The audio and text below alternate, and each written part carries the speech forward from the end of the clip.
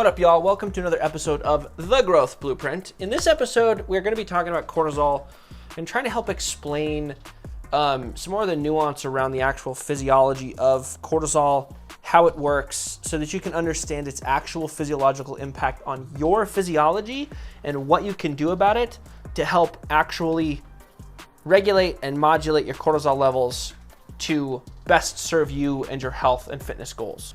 So first, we're going to start with a brief foray into metabolism to kind of help with some context around this episode so that you can understand the message that I'm trying to get across. But what you'll see in this graphic here, and for those of you that aren't listening, I'll kind of walk you, for those of you that aren't watching, I'll walk you through what the graphic looks like. But what it shows is three pairs of bars on a bar graph, okay?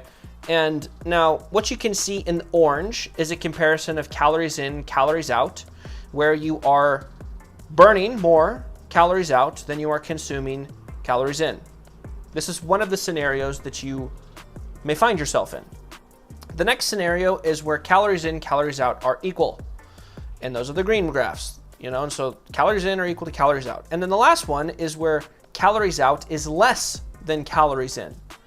And so when it comes to actual energy balance within our bodies, this is regardless of, we're not talking about exercise, we're not talking about hormones, we're just talking about comparing the amount of calories that we consume to the amount of calories that our body burns, okay? And when we are comparing these two things, there are only three possibilities. They are either equal, or one is bigger than the other, or the other is bigger than the one. Those are our only options. Okay, so you are either in a calorie surplus, meaning you're consuming more than you're burning. You are in calorie maintenance, meaning that in and out is equivalent, or you are in a calorie deficit, meaning that you are eating less than you are burning. Okay, and I wanted to kind of explain this because these three different scenarios are things that dictate hormonal signaling that tells our body's fat cells what to do. Okay, and so that being said, we're going to dive into some of the science and physiology of cortisol to teach you some things about how cortisol functions in your body that I'm willing to bet that you do not know. Okay, and so first, we're going to go over and do a quick little refresher on how fat is actually burned. And so there's a previous episode that goes into more depth on this, but we're going to look at this graphic here to just briefly go over this. And so fat is burned when a signal goes to a fat cell and tells it that it needs to release fatty acids into the bloodstream. When this happens, it takes a triglyceride, chops it up into free fatty acids and something called glycerol, pumps the fatty acids into the bloodstream where they travel to cells, where cells pull them into themselves and burn them to create energy. This is how fat is actually burned in our body. Okay, so what happens when cortisol gets introduced into this foray of what's going on in our physiology? Well, fat cells, adipose tissue, has this thing called LPL on it, which stands for lipopolylipase. And now this is an enzyme, which basically means like a cellular construction worker.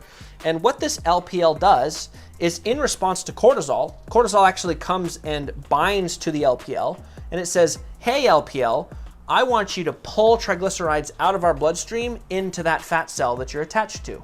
And so in the presence of cortisol, our fat cells actually grow because they're being instructed to pull fat out of our bloodstream and assimilate it into themselves. And so as a consequence, these fat cells grow.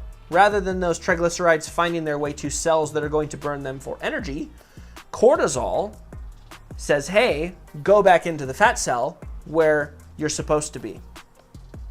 And so this is what cortisol does to fat metabolism on a very small level, on a single cell level, you could say.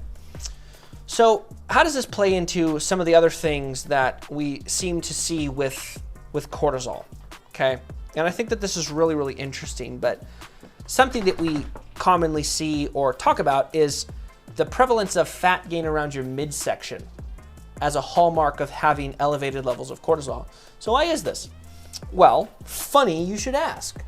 Something that's actually rather interesting is the visceral fat, the fat on our midsection, actually has a higher number of lipopolylipase enzymes in them, and they have more receptors for cortisol as well. And so what does that mean? It means that the fat cells around our midsection are more sensitive to the cortisol that's coming in, and they have more of the machines that pull fat out of our blood to store it for later. And so in the presence of cortisol, the thing telling your fat cells to store fat, where's that fat going to go? It's going to go where it's most likely going to go. And those are to the more sensitive cells that have the ability to store more body fat. And so you start to see this redistribution of body fat primarily around the midsection in cases where people have elevated cortisol, because those are the fat cells that respond the most to cortisol levels in our body. Isn't that interesting? Something else that's interesting is that cortisol also blunts our insulin sensitivity and increases our blood sugar. We've talked about this in previous episodes. You've probably heard about fight or flight response. This is another hallmark of cortisol because it's our stress hormone, right? Our fight or flight response. And so when our fight or flight response gets kicked off, our body tries to get ready for action. And as a consequence, it needs to get blood sugar higher because our body can turn sugar in our blood into energy much more quickly than it can turn fat into energy that's coming from our blood. And so as a consequence of that, it's going to force more and more of those free fatty acids in our bloodstream to go back into fat tissue for storage for later versus actually being burned to create energy. This also is why we are having cravings for sugar when our cortisol is running rampant, because we do not have those energy stores of fat being utilized as energy to satiate us because they're being instructed to go back. And so all you're doing is riding this crazy wave of blood sugar all the time without any kind of intermediate energy sources being utilized to help you actually get enough energy by burning your fat tissue. Another thing that's really interesting is that cortisol blunts our growth hormone and sex hormone function. And now, well, you've either seen this online or you've heard it in one of my previous podcasts, but cortisol has a pretty profound effect on steroid hormone biosynthesis. This is testosterone, estrogen, progesterone. And when your cortisol is running rampant, it can screw up the levels of testosterone, estrogen, progesterone, and growth hormone.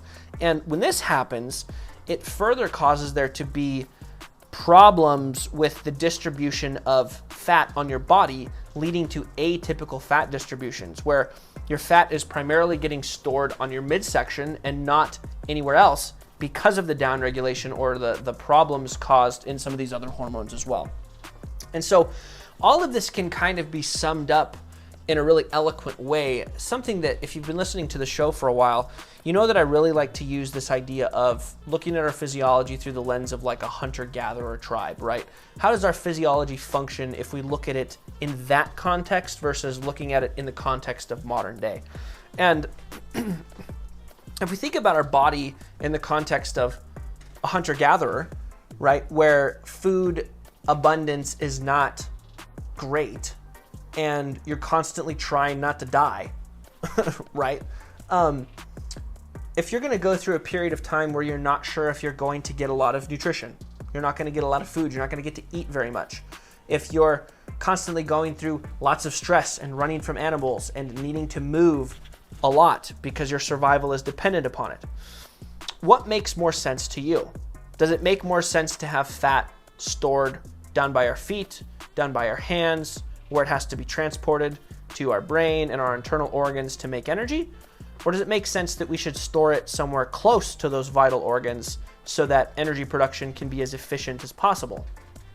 Well, it makes sense that we should probably have those things as close to the vital organs as it can be in order to make sure that energy production can be done as efficiently as possible. And I think that this is a really interesting way to think about the impacts that cortisol can have on our body composition based on looking at how our bodies have evolved through time and looking at the context of modern society. So now we know that cortisol causes our fat cells to store more fat. Cortisol causes our body to decrease and screw around with hormones that traditionally help us build muscle and look good. We know that cortisol is going to increase our body's utilization of glucose and decrease our body's utilization of fat, further causing our body to store fat. We know that cortisol preferentially influences the fat tissue around our midsection because they are more sensitive to it and have more tools to store more fat. So what do we do about this? I'm so glad you asked. So let's take it back to the beginning.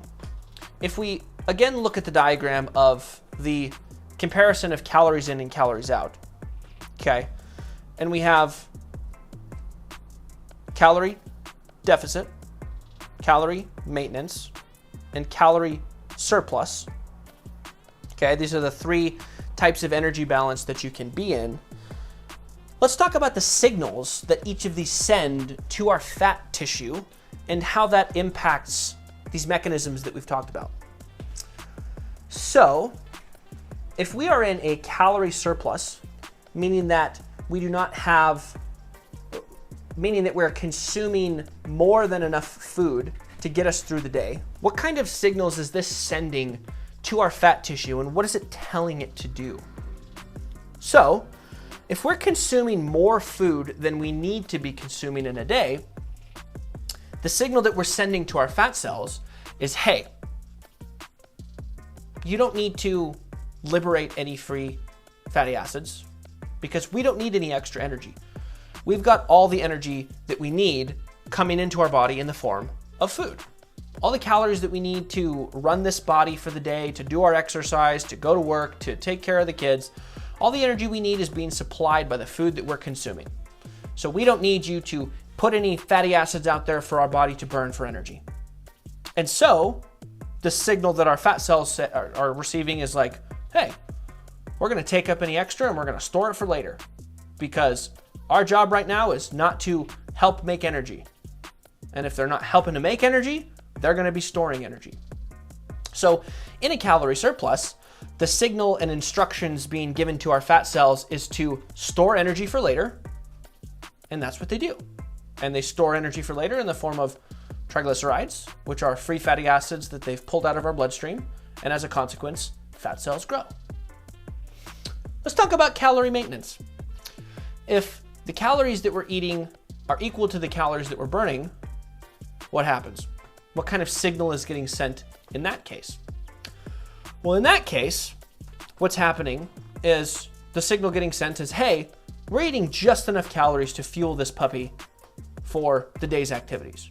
Taking care of the kids, exercising, going to work. So fat cells, there's not really any leftover for you to store. As a matter of fact, we should probably free a little bit up just in case. And so as a consequence, your fat cells begrudgingly will free some fatty acids, will shrink a little bit, and put those fatty acids out into the bloodstream in the event that our body might need some energy. Now, what happens to those fatty acids if our body doesn't need any energy? Well, if our body doesn't need any extra energy and those free fatty acids aren't being taken up into cells to be burned, sooner or later, they get back around to the fat cells, and the fat cells say, hey, looks like the body didn't need you. I guess we'll just pull you back in, we'll store you for later, maybe next time it'll need you. And so your body will reabsorb those triglycerides because they weren't needed. And this is a really important point, so I'm gonna say it again. Your fat cells will release triglycerides into your bloodstream. They will get smaller because they've released free fatty acids into your bloodstream. But if those free fatty acids get back to them, they will restore them for later. It's like putting the leftovers in the fridge. Okay? What's the signal that gets sent in a calorie deficit? In a calorie deficit, you're not eating enough calories to fuel the activities of the day. Exercising, picking up the kids, going to work. So what signal are your fat cells sent then? Well, then the signal sent to your fat cells is, hey, guys, that store all of this energy, that store all of this food that we've eaten that we didn't need.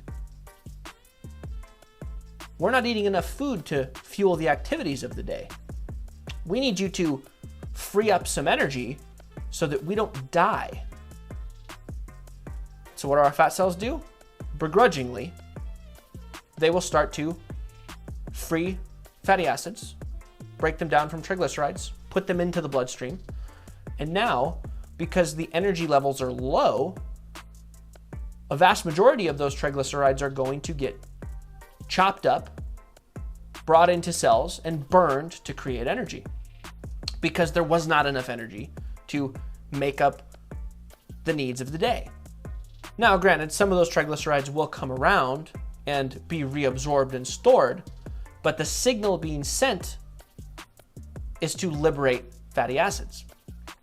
Now, this is the same signal that's being sent when we're in calorie maintenance, right? They're still freeing fatty acids. They're still getting smaller. They're still putting that stuff out into the body to be burned. But the difference here is whether they will or will not be burned, right? If there is nothing driving the burning of fat in the other tissues of our body, like not enough energy, then all that will happen is that fat will be reabsorbed and restored for later. And so what we must do is we must get the fat out of the fat tissue. That's the first step. And then the second step is we actually have to be doing something that makes it get burned. Getting it out of the fat tissue is only half of the problem. Okay, we also have to burn it.